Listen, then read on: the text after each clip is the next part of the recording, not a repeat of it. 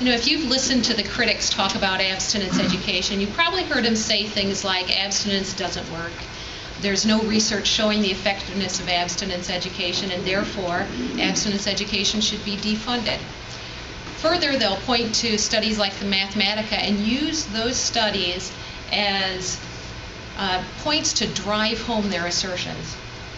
Well, the purpose of today's briefing is to look very closely and objectively at all the research out there regarding sex education, both comprehensive sex ed and abstinence education.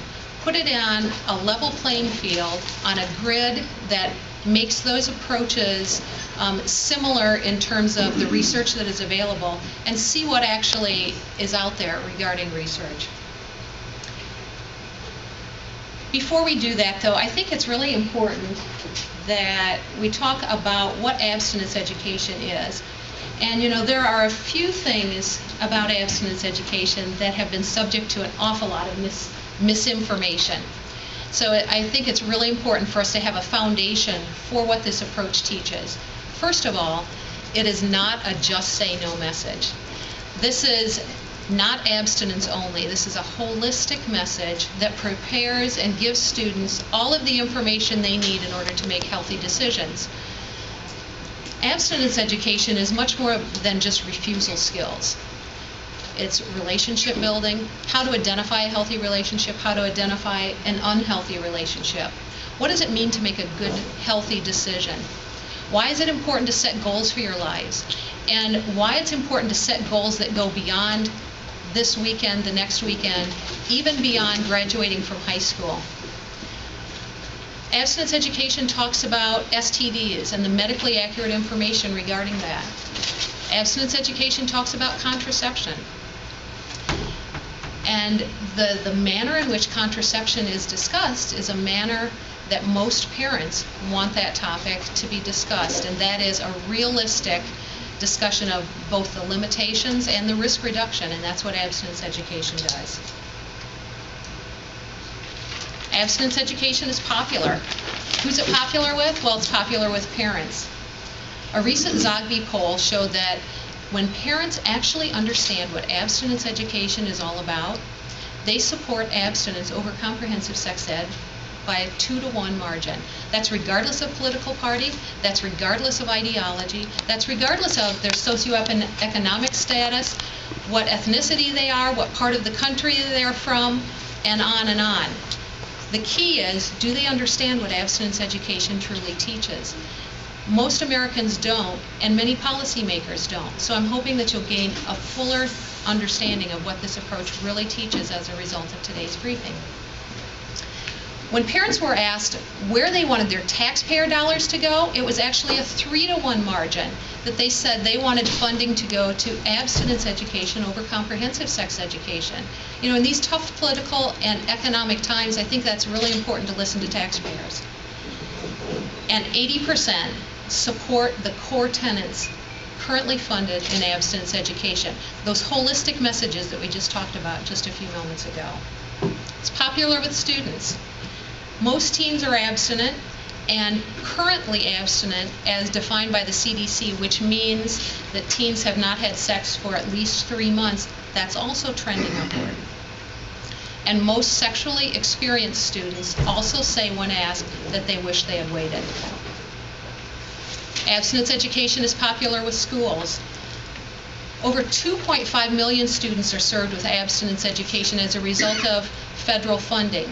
There's also state and local funding, and we don't really have a grasp for the numbers for that, but we know it's much larger than that.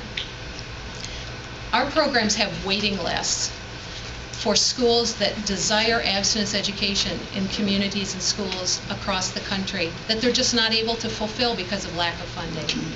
And finally, despite what you read in the newspapers, more states are requesting Title V state block grants for abstinence education this year than they did last year. Abstinence education is popular even with abstinence education opponents. Why do I say that? Because they've rebranded and renamed what they call their programs. They insist that they have a strong abstinence emphasis. They say that their programs are abstinence-based or abstinence first. Why is that? Because they too recognize that this is a message that American taxpayers and American parents want taught in the classrooms. They also understand that this is a message resonating with you.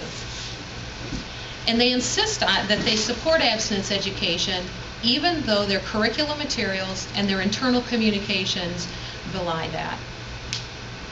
Let's look at funding for abstinence education. There are three basic funding streams for this approach. The first is Adolescent Family Life, AFL, which was instituted under the Reagan administration. The second is Title V, State Block Grant, instituted under the Clinton administration. C-based Sprands, which was instituted under George W. Bush administration. So you can see that this is kind of a bipartisan kind of approach. Again, something that you don't often hear in the sound bites regarding abstinence education. If you look at the funding, you can see that the first approach, which is Adolescent Family Life, is really more of a research-based funding stream rather than a service-based funding stream. So we don't really think of that particular piece as a great part of abstinence education. It also receives the smallest amount of funding. The total, though, is only $158 million a year, which is really not that significant, particularly when you look at the HHS report from this past December, which said that all of the funding available for adolescent family planning, sex education, and STD prevention, 78% is used for approaches other than abstinence education. And there's a 4-to-1 funding disparity between comprehensive sex ed and abstinence education. I think it's really important that we put all of this into perspective. Finally, abstinence education works. And we were supposed to have an easel, but I'm going to have to play speaker, presenter, and easel today. Yes, if you look at this data, you'll see that despite the fact that our teens are growing up in probably the most sex-saturated culture ever in the history of the United States, we are seeing, although it's a slight trending, it's a trending upward of abstinence, a trending upward of currently abstinent, at the same time that we see trends going down for birth rates and abortion rates. Yes, we have seen an uptick, which we are concerned with, but it's very, very important that we look at the overall trends, and they're in the positive direction.